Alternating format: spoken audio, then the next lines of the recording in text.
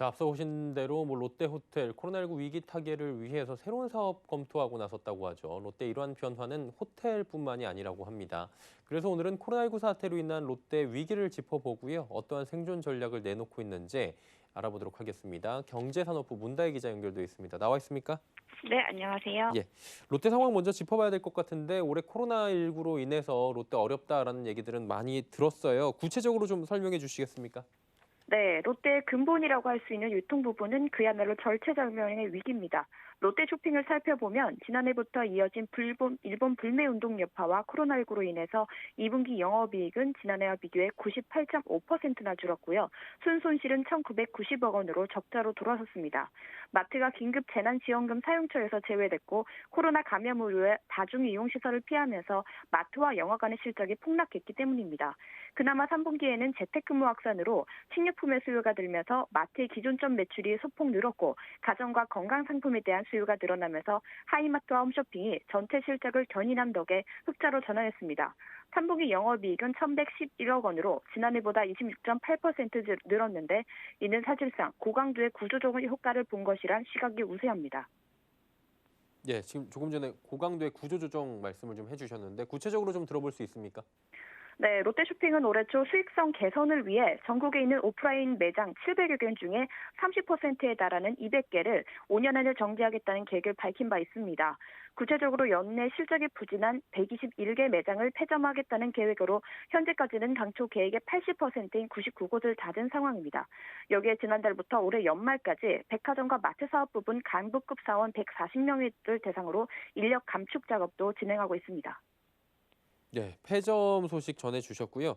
사업부 조직 변경 단행한다라는 얘기들이 있습니다. 파격적이다 뭐 이런 얘기도 나온다고 하는데 좀 설명해 주시겠습니까? 네, 당초 롯데쇼핑은 백화점과 마트, 슈퍼, 이커머스, 롭스, 원래는 5개 사업 부분으로 이뤄졌습니다. 그런데 이달 17일 롯데쇼핑은 이사회를 열고 마트 부분에 롭스를 흡수 합병한다고 밝혔습니다. 롯데쇼핑이 사업부를 줄이는 것은 조직 개편을 한 것은 1979년 롯데쇼핑 출범 이후로 처음입니다.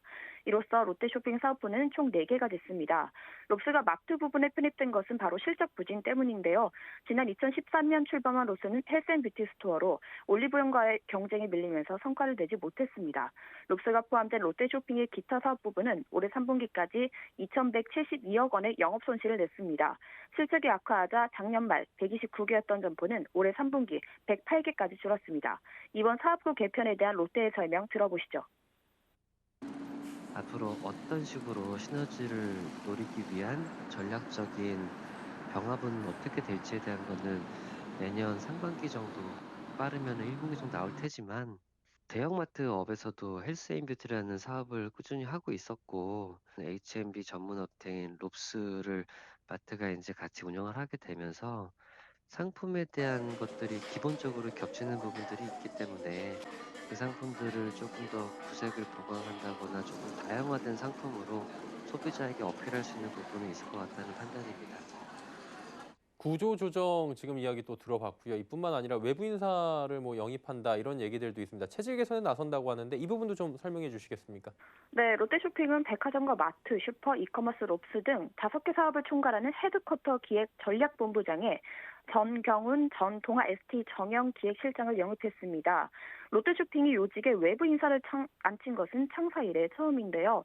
사실 수년지휘를 벌이고 이 같은 파격적인 인사를 단행한 것은 위기를 타파하겠다는 신동민 회장의 쇄신 의지가 반영된 것으로 보입니다. 롯데쇼핑뿐만 아니라 롯데 위기가 그룹 전반에 지금 걸쳐 있다 이런 얘기들이 나와요. 롯데쇼핑 인사 외에도 롯데그룹 전반적인 인사에도 코로나19의 위기가 큰 영향을 미쳤다고 하는데 어떻습니까?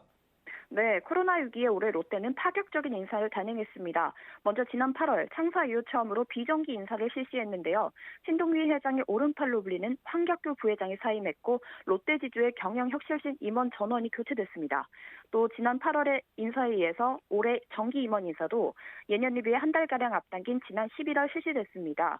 코로나에 대비해 내년도 경영 계획을 조기 확정하기 위한 건데요. 그래서 임원 수를 지난해 대비해 80% 수준으로 대폭 줄였고 젊은 인재들을 조기에 CEO로 배치하기 위해서 임원 직급 단계도 축소했습니다. 또 젊은 경영자를 전진 발치해 위기를 타개하겠다는 신 회장의 의지를 반영해서 50대 초반의 젊은 임원들을 대거 대표이사로 등용했습니다. 예, 뭐 구조 조정, 변화, 파격 실적 개선에 좀 효과가 있다고 얘기를 합니까? 네, 일단은 효과가 있을 것으로 보입니다. 실제로도 올 3분기 구조조정 효과가 좀 본격화되면서 실적 회복의 신호탄이 쏘아 올려졌다는 평가가 지배적입니다. 대표적으로 롯데쇼핑의 경우 몸집 줄이기에 나서면서 3분기 매출액은 지난해보다 6.8% 줄긴 했지만 영업이익은 전년 대비 26.8%나 늘었고 당기순이익은 30억 원을 기록하면서 수익 개선에서는 성공했습니다. 시장 기대치를 뛰어넘는 실적이란 평가가 나옵니다. 그래서 증권가에서는 3분기부터 드러난 이 구조조정의 효과가 내년부터는 본격화될 것으로 보고 있습니다. 유한타증권은 롯데쇼핑의 구조조정 대상 점포의 향후 3년 예상 적자를 6천억 원 수준으로 봤는데 때문에 연간 2천억 원의 실적 개선 효과를 기대할 수 있을 것이라고 전망했고요.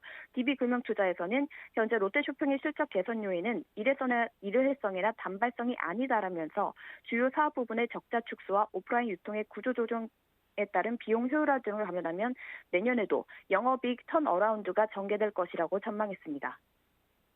네, 롯데 현황 그리고 향후 전망들 하나하나 짚어봤습니다. 경제산업부 문다혜 기자였습니다. 수고하셨습니다. 네, 감사합니다.